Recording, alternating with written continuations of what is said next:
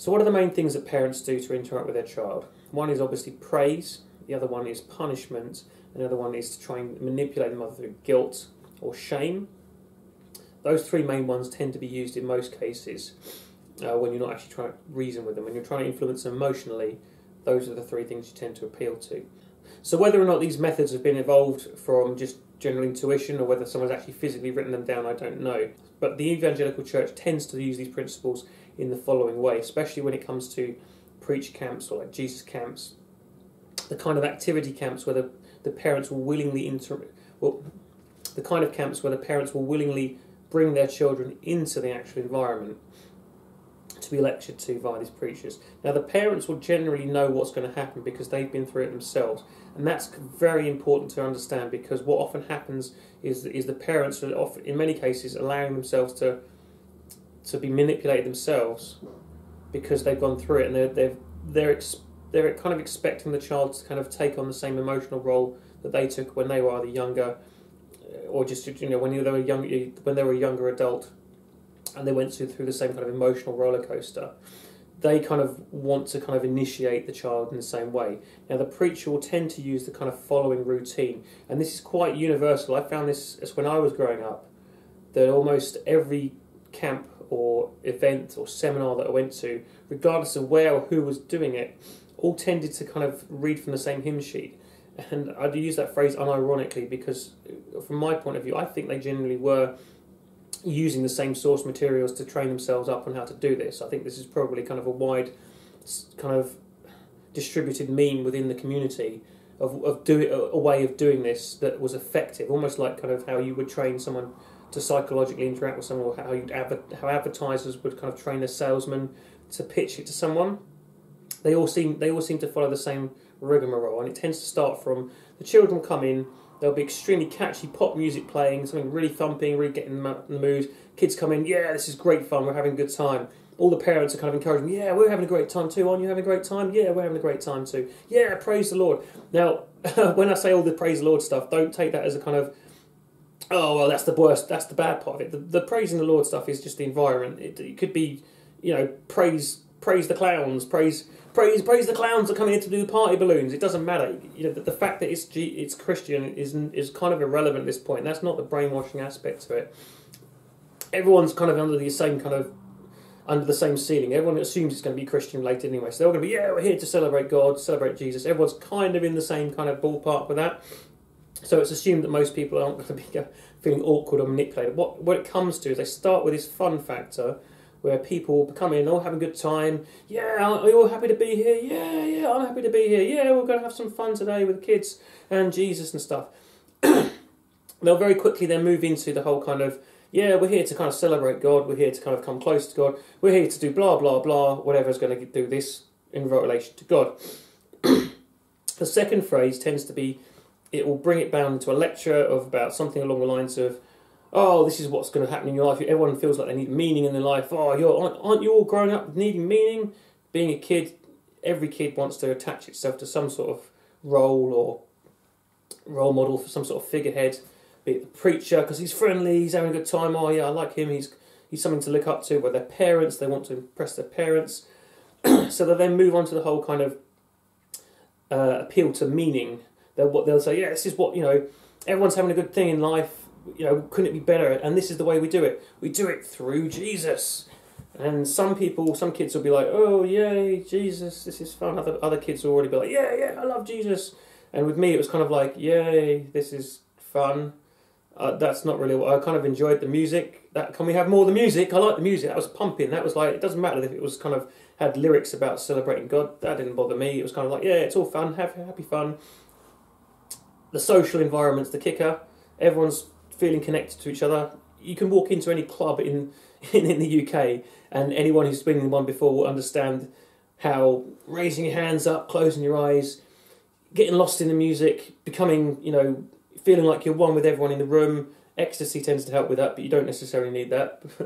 I've never needed it. A bit of alcohol helps. But yeah, everyone's having a good time, connecting with each other, thinking, yeah, this is great. They might be going and waving their hands up. Anyone who's gone through that experience understands what your body feels like. You feel kind of uplifted, you've got adrenaline's going through, your endorphins are firing away. You might feel overly friendly with lots of people around you, as long as they're not intimidating. Everyone's in a good environment. Yeah, this is great. This is fantastic. This is like a drug that I'm on oxytocin. I'm high on oxytocin and endorphins right now. Fuck yeah. Boomf. My brain is switched off right now. I'm having a good time. Bang. The second bit, like I said, it's all about trying to pitch to you about meaning. There's something missing in your life. And you're like, what? What? There's something missing? Oh, I'm having a good time. It's like, yeah, we're having a good time, but you could be having a better time, or that feeling you're having, it's not quite the real feeling you should be having. And if you're like 10 years old or younger, obviously you're going to be responding to that as an authority figure telling you something's wrong. You think, okay, they're saying something, I better believe that, because it's they don't know this, but my brain's evolved to respond to adult figures telling me something's wrong. Oh, okay, I've not got meaning in my life. No, you've not got meaning in life. You've got sin. You've got people around you who are influencing you. They're using bad language. They're trying to get you to use drugs. You know, they're 12. No, of course they're not going to use. Trying to get you to smoke cigarettes. They're trying to get you to listen to the wrong kind of music. Or it's rock music, or System of a Down. That's not God's music. And you're like, oh, I kind of like System of a Down. And they're like, yeah, it's kind of music that's just been set up by the devil. It sounds like it's fun, but it's not really. It's not the true fun, like the fun we're having today. And your mind's going, oh, okay, well, I like the music that we're having at the moment. That's a good feeling. But I also kind of like System of a Down, or I like kind of even pop music, other stuff like Pet Shop Boys, or kind of rock music, Disturbed, or New Order. I love New Order. I like their music, and they're like, no, but that's not religious music. That's not Christian music. So that's just the devil playing with your mind, and you're like, oh, okay, that's not good. Yeah, your friends are trying to influence you to do things that you shouldn't be doing, like playing video games, watching movies with swearing in it, basically inserting whatever cultural, moral outrage that that you would tend to get your parents to keep you away from at that age. Yeah, that's not just the devil. That's you being a sinner. That's you. That's your fault. And this is where the guilt comes in, and it starts going, yeah, I think we've all been there. We've all done something wrong like that, haven't we, kids? And like, well, if you generally appeal to a child that they've ever listened to a rock music, listened to a TV show they may not have meant to have done, said a bad word, did something that Dad told you not to do, don't run across the road, and all of a sudden your brain is going, I can remember I did this, and that. So yeah, that's bad. That's the devil. That's you being a sinner, and that's you making God angry or upset or looking disappointed on you. They're using the guilt and the shame and all of a sudden your this elevation of highness suddenly comes down to this kind of anxiety, this low, and you're like, oh, hang on, I don't like this. And at that point, you end up finding that they're moving swiftly from this whole kind of gotcha, they're swiftly from this whole kind of happy, friendly environment where it's nice and safe to this, you've done something wrong. You need to feel guilty about that because you've been a bad person. You've been a bad person, and not only a bad person that disappoints me, you've disappointed God as well. You know, the magical entity that we all assume is real, that we tell you is real, you have to believe is real. He's disappointed and angry at you too, and don't want to mess with him. No, because he can send you to burn in hell for eternity. So you've got guilt and fear now. Oh, but wait, there's a solution. There's a way out of this, and you're like, oh my God, thank God for this. I'm feeling like crap. Well, you won't say that because you're young, but I'm feeling terrible. I'm feeling, I'm in so much trouble. And you start panicking. If you're young, you might start crying. And so yeah, you have to admit you've made a mistake. Come on, confess. And then they'll move it into a group, and they'll bring everyone into a group, either small groups, individual groups, and they'll get like one of the parents or one of the old adults to come in with them and say, yes, we'll all kind of lay hands on each other, or we'll start talking and praying to God. We'll all admit that was something we did wrong. Regardless how trivial it is, it could be like breaking a plate, it could be saying a bad word. Say you said crap or shit sometime and you were like 12 or something. Oh my word, the child was then just basically put on the spot. And because everyone else is in the same position, all the other children are also going through the same emotions, it's like a feedback loop. You've got the parents telling you that you're doing something wrong. All the other parents are enabling this, they're all coming around. You look at your parents, and they're like saying, he's wrong, isn't he? And the parents are like, no, he's not wrong. Look, we're all going to come around, we're all going to confess our sins. So you've got the feedback loop of everyone else agreeing with the same procedure, or the same thoughts, sorry. You've got the parents kind of disciplining yourself by saying, no, you don't look to me, you definitely have done something wrong. And you're like, oh, okay, mum says it's wrong as well. And then they bring them into groups and they start getting everyone to kind of get upset or rattled up. You get kids crying. Basically, the younger kids especially, is I find it's really upsetting myself, because they don't even understand why their brother or friend is getting upset. Their sibling is crying and they're like, oh my God, what do I do? Give them a tissue or something.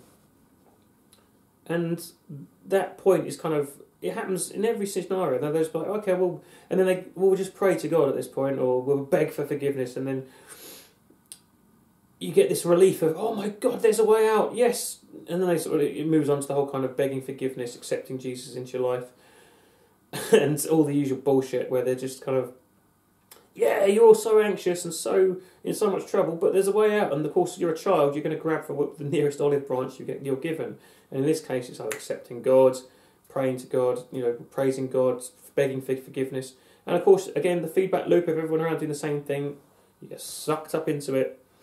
And it's kind of, you're basically, this is the point where what I find is just fucking child abuse. It's absolute child abuse. I went through it. I remember even now I just get anxious, on edge, and just frustrated, because I can feel in the back of my head the burning behind your eyeballs when you feel like you're in real trouble. Like, if you've been in a car crash and you get out of the car and you think, oh shit, you start shaking with the adrenaline. You physically start shaking. It's like that. And if you put that at a 12-year-old, you put like an 8-year-old, because I was as young as 6 or 7 at some point. Sometimes these things. You had like trusting adult figures who were essentially your pseudo parent, your guardian, who was looking after you whilst your parents were out doing their own thing. They're all encouraging this. They're not saying, "Oh, don't listen to him. He's not really he's just being silly." They're fully in with it. They're like, "Yeah, this is all right. This is fine to just impose this on this child, no matter what their age is," because their belief is that this is the only worldview that exists. This is the Christian worldview. And so you've got groups of these kids as young as 6 or younger sometimes, that they're all having this abuse hurled at them, and it's being encouraged, it's being validated by the grown-ups. So it's normalised. All of a sudden you're normalised to the abuse. You become just an emotional wreck. You're essentially, like, at this point, you've got so much adrenaline in you. You're just, anyone offers you a helping hand, you'll grab it straight away, and that helping hand is always going to be whatever they want to brainwash you with. And it could be that homosexuality is wrong, it could be that having premarital sex is wrong, it could be that being with your friends is wrong. I've had this personally where they've told you, your friends, then they're sinners, they're the fallen, they're the lost. You don't want to hang around with them, you've got to hang around with the people in this group. Push your friends away, cult-like behaviour, push your friends away, accept that you're incapable of helping yourself, you're completely helpless, you're useless, unless you do this, which is serve God, serve the magic man in the sky, and at that point they've got you. They can just do whatever they want with you, instill any belief they want. Homosexuality is wrong, sex outside marriage is wrong. In some cases they'll put political views in their head, and they still don't have a problem with doing this, because they're all high on adrenaline and all sorts. It can be like, oh yeah, we can, I don't know, in America I guess it's like support George W. Bush or Trump or whoever is the religious figure at the time. He's the chosen one, everyone else is Satan. Atheism is wrong because it drives you into sin, and rock music is wrong. Anything that's not God related is wrong. And that cult behaviour just squeezes you into this little box where you can't get out of, because there's nothing else other than what is in that box, which is the rules they've just imposed on you. And at that moment, you're pretty much fucked. Now, for me, it was kind of a case of, I was very antisocial. I would say antisocial. I'd say I was very socially anxious. I was very anxious about bonding with other people, and I would often get into hissy fits and upset, and I would start crying if I did something wrong that I thought was upsetting people, or I made a mistake and I start crying because I just couldn't control my anxiety. So if I managed to make friends with people, it was always people that I would very easily connect with, people that were very outside of the group, people that had their own kind of sense of things, and I would spend time outside of this kind of environment with them, just doing regular, normal human things, like talking about the scenery, like you were in a campsite somewhere, you talk about the trees, whatever, the lakes, what you do at home, where you play video games, what you do there. Normal, human, healthy stuff that everyone does because it's natural. And if you, I truly believe, if you spend enough time as a kid by yourself or with a group of, or the out group, I would say, I'm not saying the out group in every situation is the best one, but in terms of away from this cult-like behaviour, the group away from that, the normal group, not the normalised, the normal group, talk, just natural human interaction, you form your own beliefs. These beliefs get ingrained in your head because they're like anything when you're young, the beliefs become solid because you need to know these things. And then when you come back into the environment, you're ever so slightly detached from it, you might question it, you might still play along with it. I often played along with it, especially with the talking in tongues thing. When everyone else was losing their shit, I was looking around thinking, what am I doing? I don't know what to say. So I just pretended and made stuff up. Most people, I would imagine a fair few other people were doing the same thing. But you do get people that are obviously hysterical, and they all get into it, and I'm thinking, there's this slight backing away from it, and you're thinking, I'm not quite accepting what's coming into my head. I'm in it, and I'm interacting with it, but it's like you're like this external observer where you're just kind of playing along, just trying to, the wolf within the sheep, just trying to kind of fit in, but not accepting it. And then you'd have things, I'd start picking up on things like when the preacher was saying things about homosexuality being wrong, or condoms not preventing HIV because the HIV gets through them, and I was like, that doesn't sound right. I didn't know how to, we didn't have the internet, but we had TV at that age. I had no way of fact-checking anything.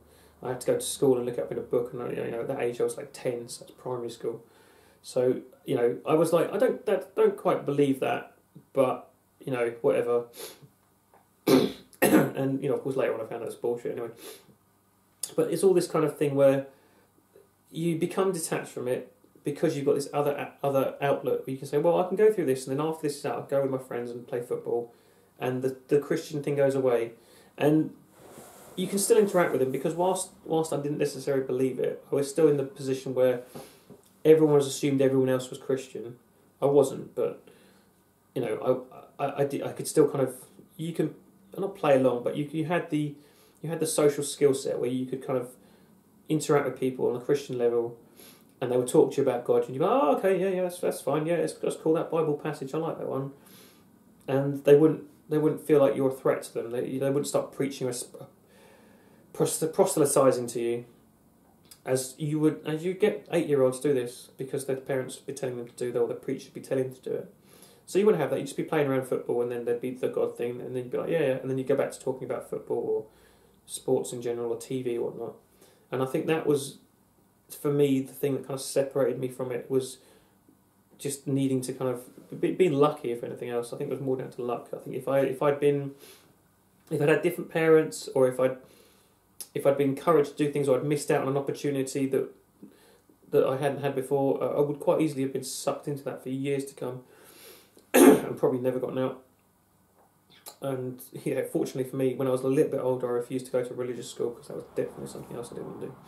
And also, of course, you get reality where you get the simple fact that not everyone's Christian, and not everyone behaves like a Christian, especially Christians. So you find that your worldview suddenly becomes a lot bigger when you start growing up, and all these conflicting ideas suddenly come into it, and you can't just push them out like you can when a child, because you're not in an environment that's just bubbled away from everything. So you hear all these alternative views that they start to seep in regardless. But it's easier when you've gone through that. And also, there's often a lot of things where the preachers will. This has happened to me actually. A lot of the preachers that you go around on these tours will pick out at random someone who's on the list of. They've got like a list of names of all the kids that are there for obvious reasons. They need to know who's there for registers. So they'll just go through the list. They'll pick out someone randomly, and they'll come into the group and say, "Is so and so here?" And they'll say my name, and I'm like, "Yeah, oh, is mum in trouble? As much as you want me back at the thing?" And they say, "Oh yeah, no, God's told me to come to you and have a word with you." And you think, "Oh, okay." And of course, you don't know anything about selection bias or random selection from a list. As a kid, you're like, "Oh, okay. How did you know my name?" Of course, he knew his name. He looked up on a list and takes you aside, and then starts talking about how oh, you've been bullied at school, haven't you? And I'm like, well, gee, you know, just goes through the whole cold reading thing. For me, it was like, oh, you've been bullied at school. I'm like, no, I haven't.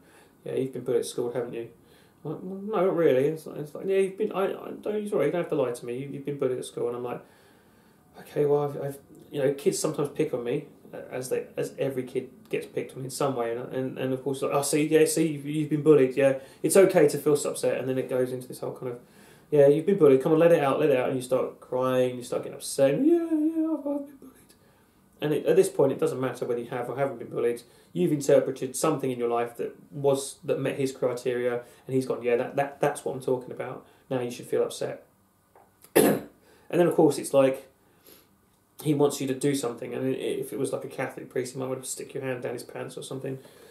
In this case, it's just kind of he just wants, you know, it's a power trip. It's another form of abuse, in my opinion. They would just kind of pick on you and say, yeah, I want you to feel better. I want you to go with these bullies, and I want you to, you know, show him who's boss, punch him in the nose or something for, you know, make you stand up for yourself. And they'll go through this bullshit about self-esteem or whatnot, regardless of whether you were actually bullied. And from their point of view, they've deluded themselves into thinking that God's told them to pick a list out of a name out of a list, sorry, and talk to that kid, and then have a go, get him to cry a bit, and then make him feel good about himself. And they're like, oh yeah, I made that kid feel good about himself. Praise the Lord. When in reality, he's just fucked that kid up.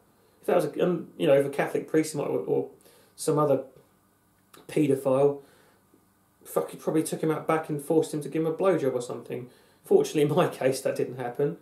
But a few years later, I would look back on that and think, if I'd been bigger and how I would now, I would have knocked that fucker out for doing that to me. How dare you come up to me and just talk to me as a kid, put me on the spot like that, and impose your views on me, impose your views of how you think I am, and then on top of that, once you've convinced me that that's how I am, then give me the solution again. So again, it's just like a miniaturized version of what I talked about. You give them the guilt. You make them first of all, you make them feel happy by saying, "Oh, God's told me to come and help you." And you think, "Oh, well, I'm special." Then you give them the guilt. You say, "Oh, yeah, you have been bullied," and then you give them the olive branch. And then it's just another form. It's just a little miniaturized form of abuse. And this would go on all the time. And and this is without my parents' consent, by the way. They didn't know this happened until I told them a few years later, and my mum was fucking livid about that. She was well upset about that. But so these guys, they don't do this with parents' consent. They'll just go up to children randomly, drag them out to their tent with their wife or whatnot, completely complicit with it, and then they'll go through this routine again, and it's just different scales for different situations. The things I learned from that was it was more survival skills. Once I had it into my head that I didn't want to be a part of this in some way, I didn't feel comfortable. My gut was telling me this is wrong. They're making me feel I have to do something that I don't want to do. And even though adults are saying it's okay and they're encouraging it, I don't feel comfortable doing it. And I just started slowly building up these little things to kind of separate myself from it. In a real physical abuse situation, this is probably where you can you pretend you're in another room while the person's raping you.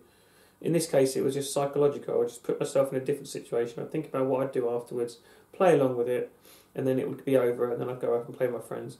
And, it would be so insidious. You'd have things where they'd have talent night, where I would, in one situation, they want people to come up with different things like plays or singing or stand-up comedians. I did a little stand-up from a joke book. I had a little kid joke book that was just perfectly, neutral jokes. There weren't any kind of swearing or anything. It wasn't stand-up like, "Oh, you fucking cunts." It was just silly little puns and knock-knock jokes. And I had a whole routine where I'd memorised it, I'd learned what to do. I was like, yeah, this is great, talent night, I'm going to kill this. So I went to do it, and they're like, "What's your jokes about then?" And so I was like, "Well, it's just this, what's it got to do with God?" And I'm like, "Well, what do you mean you got to do with God? It's a joke, stand-up thing." And it's like, no, it's got to be something to do with God. And of course, me being young and anxious, started crying, and, "Oh, I've done something wrong, it's all wrong, I'm not going to be able to do it." So they just get in, they say, oh, put you in with this group and you can read a Bible verse or something. And it's like, I was the only person out of the entire group who, when someone says, do you want to do a talent night, I actually wanted to do the talent night. Everyone else was like, yeah, we'll do a thing about God or sin, and I'm like, why? Why does this even matter whether it's about God or not? It's just supposed to be about having fun. And I got so upset by that, again, this just pushed me further and further away from it. And I think it was just the whole kind of starting to realise that there were other people that didn't have these views, but other people that there were other ways of doing the same thing in a way that was different to what the accepted way was doing. I was like, the accepted way in the real world was normally, if you have a talent show and you're going to do a stand-up routine, you tell jokes and stuff, and it's just jokes about general jokey stuff. And it was like, as soon as you translate that worldview into the Christian worldview here, evangelical, it became, oh no, that's not the normal view. The normal view is you've got to be the Christian worldview. You've got to be all about God. Everything in your life has got to be about God. You get up in the morning, you think God, God, God this, God that. And I was like, I had these two worldviews, and they were both accepted. My parents were like, yeah, this is the normal view, the jokes and stuff. And they were like, yeah, this is the Christian worldview, and that's the normal view. And they don't mix. And I'm like, I'm living two different worlds, and yet they both are accepted. So straight away, you're kind of like thinking, this is silly. And as it goes on, you just find excuses to separate yourself from it. I stopped going to church. If I go to church, I listen to my music. I wouldn't listen to the preaching. Although some of the preaching was absolutely fucking hilarious. You'd have people talking about music. It's like that song Ebenezer Good. He's like, he's a good. If you ever listen to it, I mean, it is blatantly about ecstasy. But as a kid, you're like, that's not about ecstasy. That's just about a guy called Ebenezer Good, and he's good, and they're singing about it. But of course, the preacher was like, oh yeah, look at what they're doing to our children, indoctrinating them into taking drugs. And I'm like, no, they're not. I don't think that's taught. I didn't. As a kid, it didn't even enter into my mind that was about drugs. So they're talking about that. They're talking about how video game violence is wrong. Basically, insert whatever political opinion they've got at the time. And conveniently enough, God has told them that's what's wrong, and they've got to tell everyone else what's wrong. And you just look at that back at now, and you're thinking they're projecting their own personal feelings and opinions, and they're just deluding them. They just get all emotional, upset about it, and then the only way they can resolve the conflict is by saying, "This isn't me just being upset. This is God telling me to do something about it." And all it is that God is the little voice in their head that says, "Don't do this. Don't walk across the road. Don't stick your finger in the blender. Don't whip your penis out in public." And it's just I think that kind of moralising is just a personification of what their internal beliefs are. They're just gut reactions. And I'd grow up and I would just distance myself further and further to the point where I was like, there was no point where I sat down and I thought, well, the argument from existence, the argument from first cause doesn't seem to make logical sense to me. If God is the first cause, who caused God? I didn't think of that bollocks. I didn't even learn half that stuff till I was in secondary school, and when I was about 14.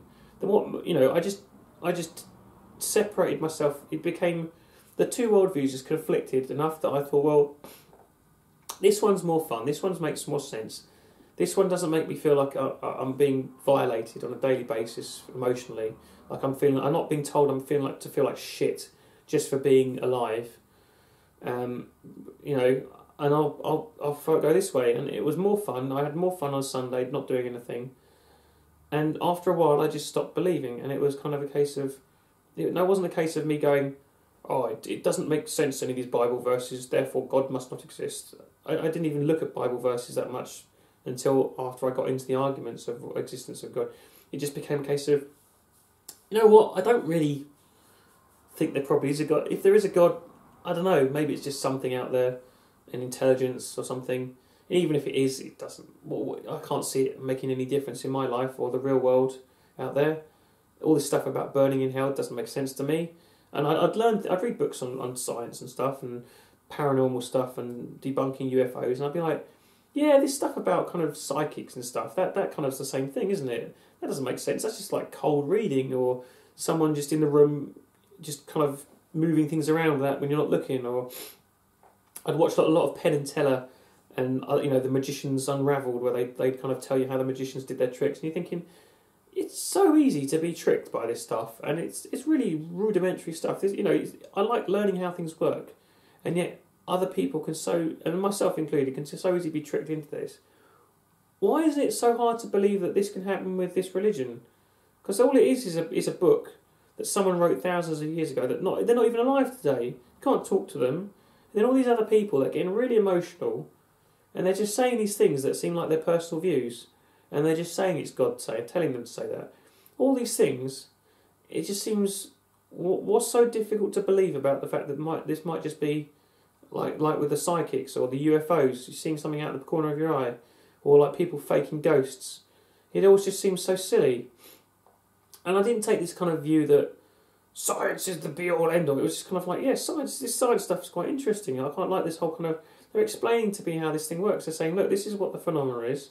We did all these things to kind of rule things out, and it looked like we could explain it with this thing, and this thing's just like down-to-earth, natural. And I'm like, yeah, that makes sense.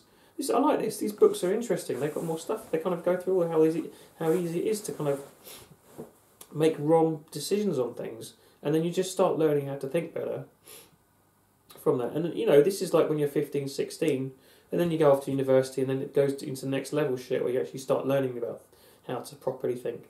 But yeah, I don't really think there was anything that you needed to be exposed to beyond just a general interest in how things work. I mean, even from the basic level when you're a kid, where you have like what's the fucking word for them? But even when you're a kid, when you have horoscopes, you'd be like, well, 1 in 12 people can't have exactly the same lives. That doesn't seem to make sense just because they're born on their birthday. You'd always get some kid on the bus or something go, no, but it makes perfect sense to me. And you're like, but why? Why does it make sense? That doesn't seem to make sense. Why that would? It just seems self-evident that 1 in 12 people in the entire world has exactly the same outcome. That doesn't make any sense. What reason for it? Why does being born on a date lead to you having this event in your life? And they can't explain it because it doesn't have an explanation like that. Because it's got no relevance. And it goes from that all the way up, and you just keep going and going. And just, you kind of forget how easy it was to move away from it just through luck more than anything else, but how it wasn't just the case of you woke up one morning and you decided this is bullshit. You decided that didn't make sense, that didn't make sense. And then you didn't have this formed view in your head that God is not real. It was just, your brain just started naturally piecing together as it would about the world generally, and you just think, yeah, that's not right. I'm not going to go that way. I'm going to go this way. And obviously, when you formalise it later on, it becomes concrete. You think, yeah, this is bullshit.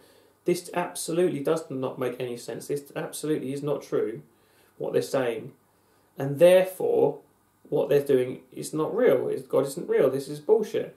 And there is no going back from that, because, people, even Matt Dillahunty talks about how evidence can change his mind. And people will always say this, that like, if evidence comes along that evolution isn't true, I'll believe it. And yeah, that is true. If someone comes up with another theory. But the idea that the world is flat, in principle, you should, as a skeptic, say, well, yeah, if someone presents me evidence that the world is flat, I will believe it. But in reality, to have a belief like that, you would have to undo so much stuff in your life that would stop making sense. You can't even imagine what kind of world that would look like, where it was actually true that the world was flat. What does that even mean, that the world was flat? Because it wouldn't be a disc, because we can look at the Earth, it's not a disc. You can't even imagine what kind of weird answer that might need to be to make sense. So when people say that, oh yeah, if evidence for God turned up one day, I'd believe it.